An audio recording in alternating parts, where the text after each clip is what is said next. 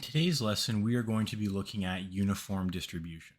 So this is going to be a specific type of distribution, continuing off of our previous lesson where we looked at the probability distributions or what probability distributions are in general.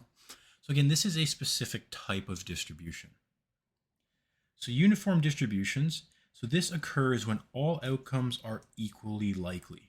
So when it's equally likely that every outcome is going to occur, each outcome has the same probability of occurring, that's when we consider, or when we call it a uniform distribution.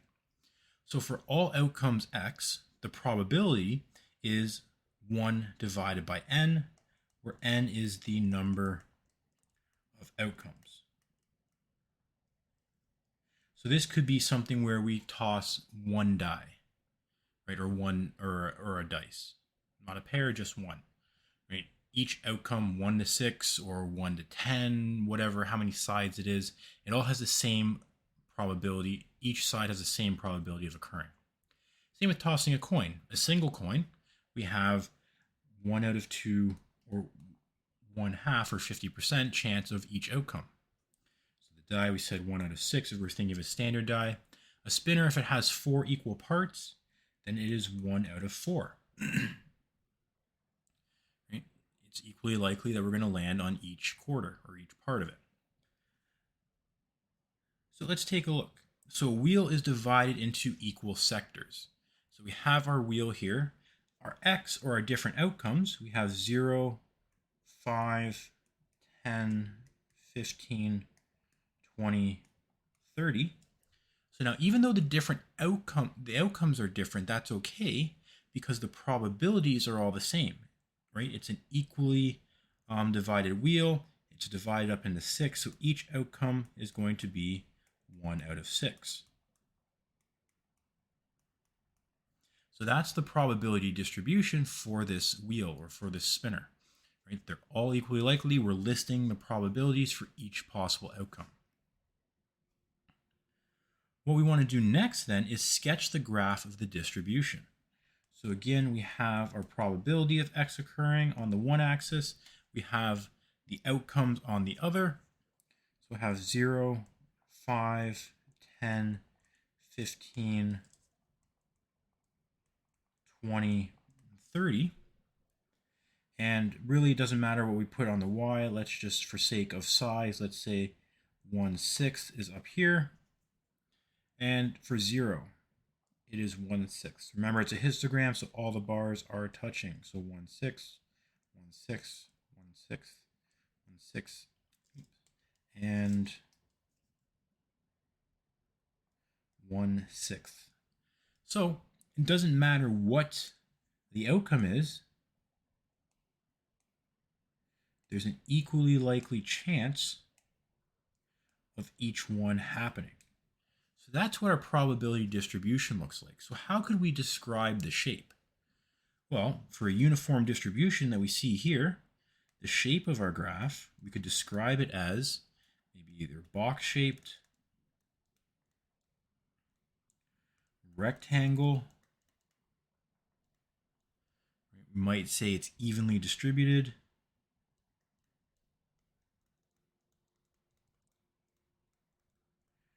Right? Because again, the idea of a probability distribution is to show how the different outcomes are distributed or the probability for each. And here we can see, because of the shape, they're all equally likely. So let's calculate the expected value of the spin outcome, right? So what would we expect to get? Well, the expected outcome, remember for our formula from before the other day, is the sum of each outcome multiplied by its probability. So 0 times 1/6 plus 5 times 1/6 plus 10 times 1/6 plus 15 times 1/6 plus 20 plus 30. Now, because I'm multiplying everything by 1/6, I could rewrite this as 1/6 times 0 plus 5 plus 10 plus 15 plus 20 plus 30, which would break down into 80 over 6. Now this is just the average. So the nice thing is when we're trying to find the uniform or the expected value of a uniform distribution, essentially all we're doing is finding the average. In this case, the expected value would be 13.33. So this means if we were to spin, we would expect to get a value of 13.33. Again, are we going to land on something that's 13.33? No. But again, that's what we're expecting to get. Maybe it's kind of over time, we would kind of get that expected value, which makes sense. We're going to get an average of all the possible values. Now, D says, suppose you win the amount that the spinner lands on and you must pay $15 to play. Is this considered a fair game? And we want to explain. So there's a couple things we want to consider. First, it is helpful to remember what our expected value is. So our expected value is 13.33. We can say dollars now because we're saying that the amount that's on the spinner, that is a dollar amount. So we're expecting to win $13.33 every time we spin, and we must pay $15. So what would be considered a fair game? What would be considered fair? Well, the definition of a fair game, in this sense, is something where we break even. And what we mean by that is the amount we pay, or what you pay,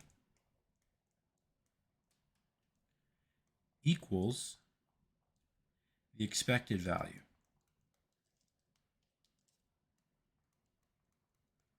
So basically, we're going to break even every time. We're not going to gain money, we're not going to lose money. Right? So it's fair in that we're not losing and we're not gaining. We're expecting not to lose, not to gain. So, does what we pay equal the expected value? And looking at it, we can clearly say no, it's not. Right? We pay more than what we're expected to win, and we can use that. So we're expecting to win $13.33, but we're going to take away the $15 that it costs to play. We end up with negative 1.67. So therefore, it's expected that we lose $1.67 every spin.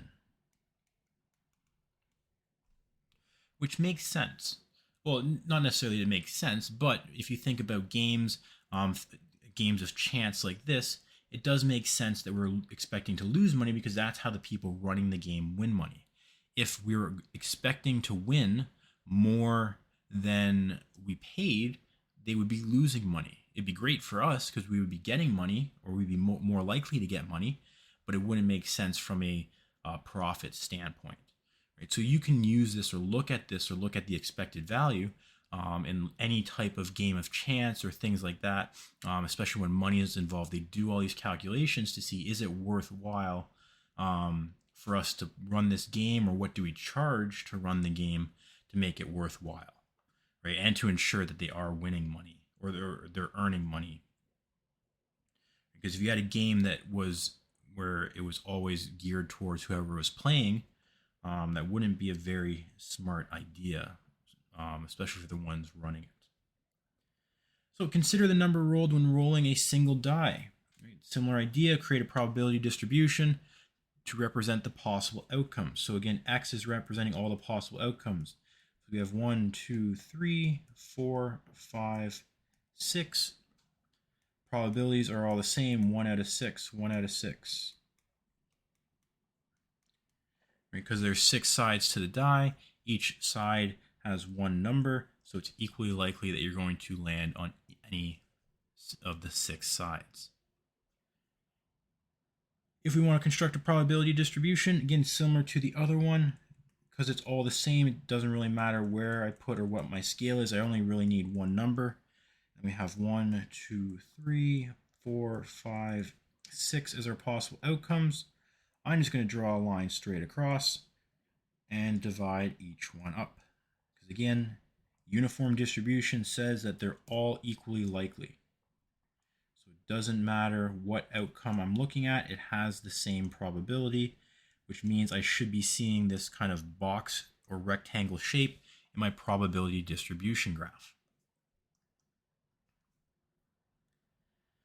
So see, again, similar to the last one, if we turn this into a game where you won the dollar amount for each roll, how much would you have to charge per roll to make it a fair game? So again, the expected outcome is equal to the sum of each outcome multiplied by its probability. We did talk about in the last one how when we're looking at uniform distribution, it ends up just being the average. So I can add up all my outcomes, 1, 2, 3, 4, plus 5, plus 6, and divide that by 6 because there's 6 options. We get 21 over 6, which is 3.5. So the expected value of each roll is $3.5. Therefore, the expected value is $3.5. And in order for it to be a fair game, remember we said we'd want to break even. So in order for it to be a fair game, we need to charge what the expected value is. Therefore, the expected value is $3.50. Then to be a fair game,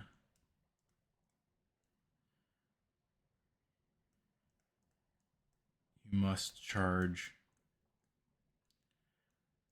$3.50. Now, opposite of uniform distribution is non-uniform distribution. Right? So this is where the outcomes are all different. They're not all the same. So in Plinko, the player will drop a coin in the middle of the slot. So we're assuming they can only drop it down the middle. So let's say they're only allowed to drop a coin down here. And we have 4 different outcomes at the bottom, 0, 1, 2, and 4. And we can see them listed at the bottom. What is the expected value of our drop? Well, what we need to do first is we need to go through and calculate the probability of each outcome and then find the sum of each probability multiplied by its outcome. So we have already this table or this Pascal's triangle already done for us, so it made it a little bit easier. So we have the values all at the bottom. So now let's go through and look at all the possible outcomes, right, or the probability. So for 0, I have 792 and 792.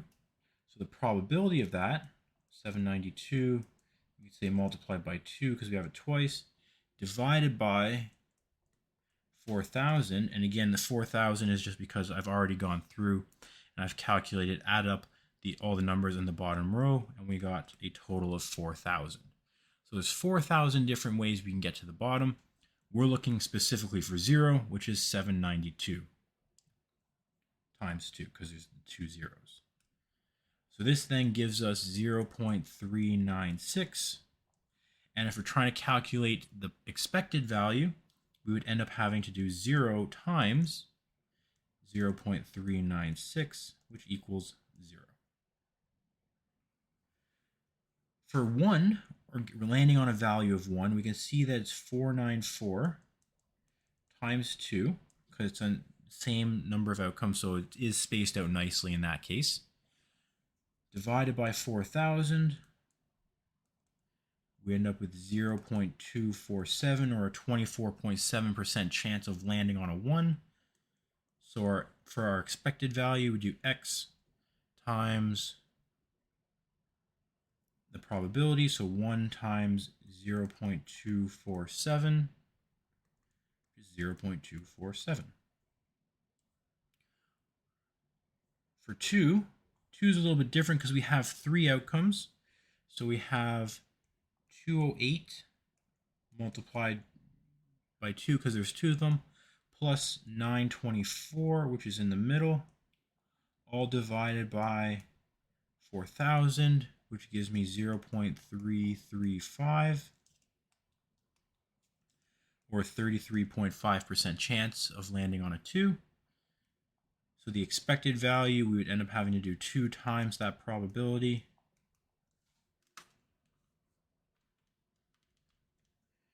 which gives me 0.67.